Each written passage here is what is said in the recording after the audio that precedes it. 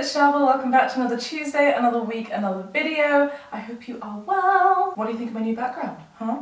I'm still getting used to it. Lighting may be a bit off, mic may be a bit off, bear with. But today I wanted to talk to you about university, or if you're in the US, college, and specifically acceptance and choices. Every single year when back to school season starts, pressure. My Asian family, my friends, pressure. Me myself, when I went through the process, pressure. And that was quite a few years ago when I was choosing what uni to go to for undergrad. I'm showing my age here, but I'm currently in my final year of my PhD. I even took a break between my master's and my PhD, so it was really quite a few years ago. And what I've noticed is actually the situation's getting a lot worse for students. I feel so bad for people having to choose their university courses right now because there is even more pressure, and a lot of it is coming from social media. Whilst I'm a big fan of social media, or at least in its capacity to do good, there's no doubting that it does increase this feeling of, oh, I need to, and it definitely can have a bash on the self-esteem when everybody else may be celebrating. For those who may not be celebrating, we always seem to forget that social media is like a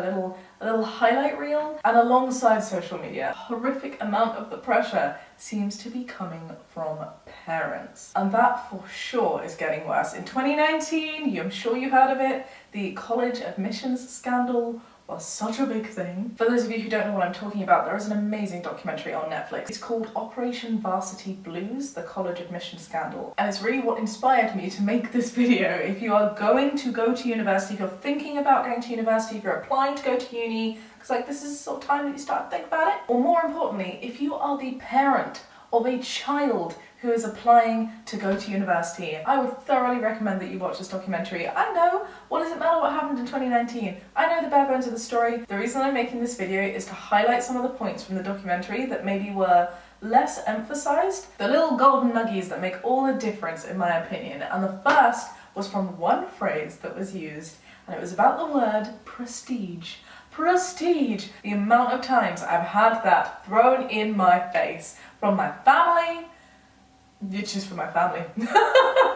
It's the Asian way. I'm sure other cultures have this too, but there's this real intense need to be prestigious, to be of a high status, to carry around this view of what you should be, doing things because it's what you should do. And I'm like, what the frick? Like the older I get, the more I realize there is no such thing as should do. The only thing you should be doing is what you want to be doing. It's as simple as that. It doesn't matter what the family may think, it doesn't matter about the image that you're presenting to your family, because all of that really is a load of bull. And I knew it was before this documentary, but this documentary highlighted it, because the guy in the documentary, he confirmed the origins of the word prestige, and I just think it's so friggin' poetic. My definition of prestige is like high status, high value, proper, good, trim, all of those things. But actually, if you track back the definition of the word prestige, its origin means deceit.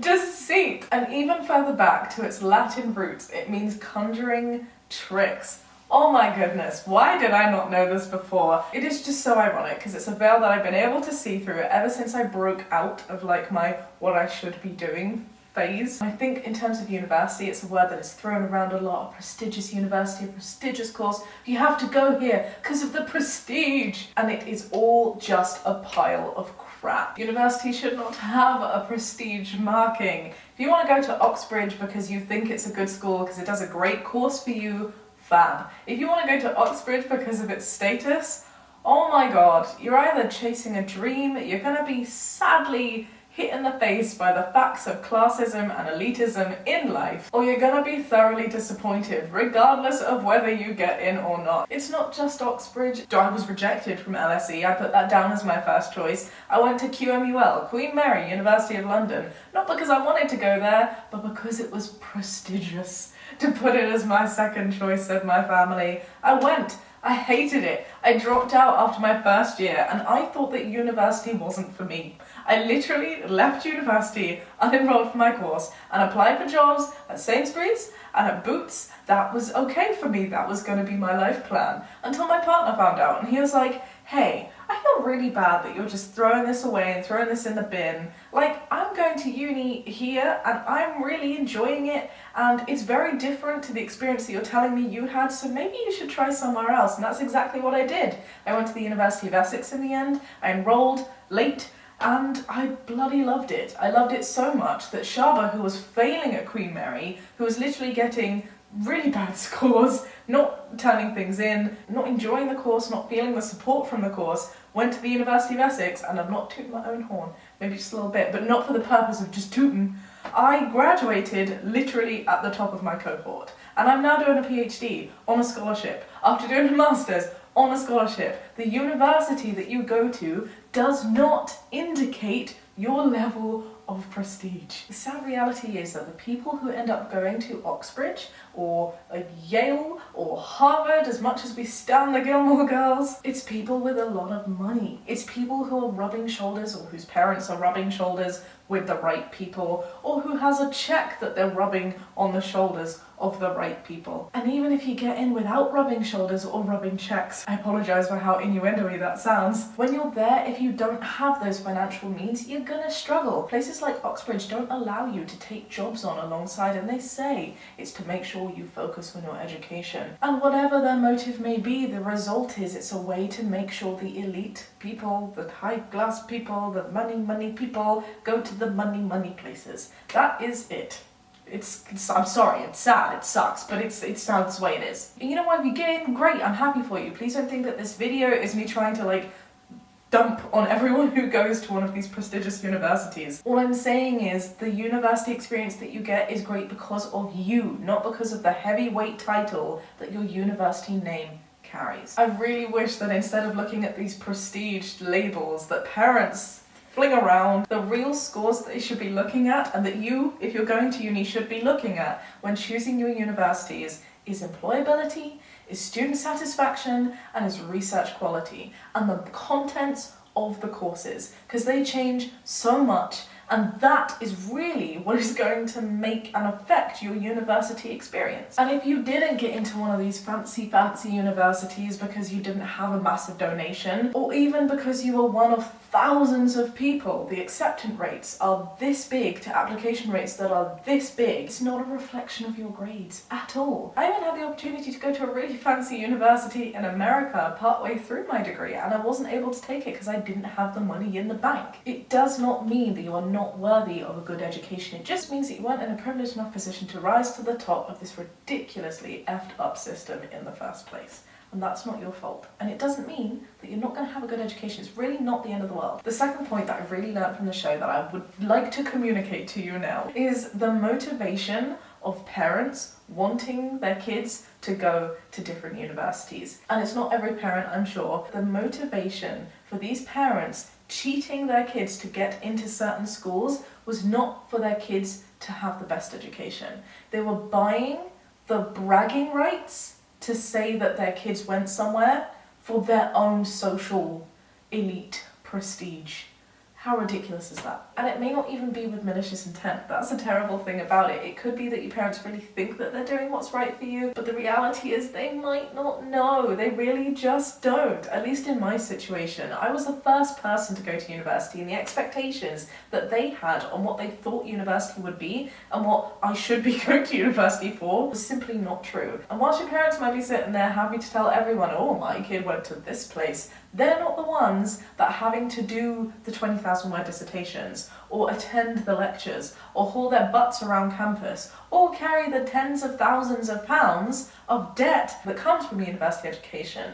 That's you, the person going to university. You're going to have to live with that for the rest of your life, so you've got to make the decision that works for you. If you watch the show, you'll see how messed up the system really is, particularly in the US. And it may sound really controversial what I'm about to say, what I'm saying in this entire video, but it's the advice that I'm giving my own siblings, my cousins. I just spoke to my aunt yesterday about this. It made me think of how little the guiding people in our lives actually know about what we are going through now, and how little people who have gone through the process are relied upon or asked about their own experience. And this really is the advice that I'm telling all of them. I'm saying, do you even want to go to university? Because honestly, it feels like a question that isn't even asked these days. I never had a chance to sit back and go, is university right for me? Like, university was just something that I was put through. It's something that I was like, okay, cool, school, college, university, job. It's just what you think you do. But really, it is worth having that conversation of, should I even go? When my parents were at the age where traditionally they would go to university, it was free. Of course, go to university when it's free. When I went to university, they hiked the prices up here in the UK to £9,000 a year. And it's even more if you're an international student or studying places abroad like the US. Sure, going to university can make you more employable for certain career paths. If you think you want a certain career path, if you know that's what you're going to go down, you need a degree to get there, fair. If you're going to university because you have a passion to want to learn a certain thing and you think it's a cool sort of like life move for you, fair. If you're doing it because you think you're actually going to use the content of your degree, unless you're doing a very specific course, that's not going to happen. Stats show for courses like IT, for example, over half of what you learn during your degree becomes completely obsolete by the time you graduate. Honestly, and this is me talking from my own personal experience here, the biggest benefit of going to university is the transferable skills that you learn coming out of it. It's the fact that you learn time management. It's the fact that you learn how to communicate, be it in written form or with the flatmates who are stealing your milk or with the lecturers who you're really annoyed at giving you a certain mark, but you know you want to come across diplomatically. Those are the golden nugget lessons. It's the capacity to figure out a schedule that works for you, to meet your uni deadlines and party until 3 AM and still make sure that you have toilet roll when you need it. That is the real lesson that university teaches you. It's the independence of living and interacting with a diverse group of people who are all going through it at the same time as you. And you know what? You'll get that at any university you go to. And if you're going to university because you want to one-up everyone, it's not going to work, I'm afraid. Everybody has a degree nowadays. Everybody has a first degree. It's not enough. It's never enough. The system will make it so that it's never enough. Right now, it's a master's that's going to make you stand out. And you know what? If you're able to do a master's, like me, that's an insane amount of privilege. And that's it, isn't it? University itself is a big old privilege. The university tuition fees, the loans that we take out, it's like a student tax. It's a debt that most of us will carry around for the majority of our lives. And it means that if you choose to do it, you're taking 3 years out of your life for this wonderful experience that you're paying for, that you're then gonna have tens of thousands of pounds of debt for. It's okay if that's what you wanna do. Many people have a student loan and still get houses, get jobs, all good, all good. But my point is, it is a privilege. It's an experience that we can choose to go through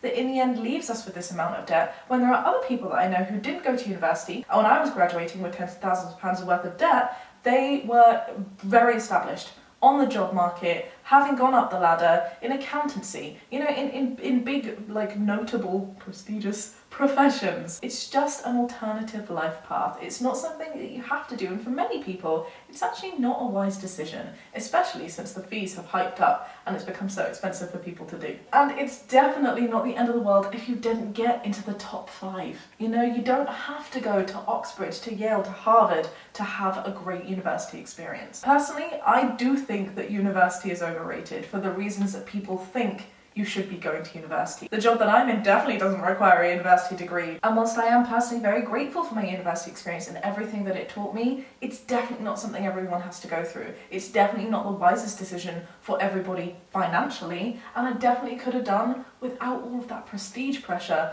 that messed up the beginning and that honestly cost me a lot of money. So you go, just a thought. Just putting it out there, because if you are making that decision and you are worried about what your parents may be pushing you into doing, or worried about what you should do because you're feeling the pressure yourself from social media, watch the show, take a step back, really think about the experience that's right for you. And if you're going to look for advice, which I think is a wonderful thing to do, make sure you're getting it from people who have actually gone through the experience recently, and not parents who have not gone through the experience themselves and don't really know what they're talking about. But now I will love you and leave you. I'll see you next week with another video, Tuesdays, 7 PM. Be kind, have a great day. Bye.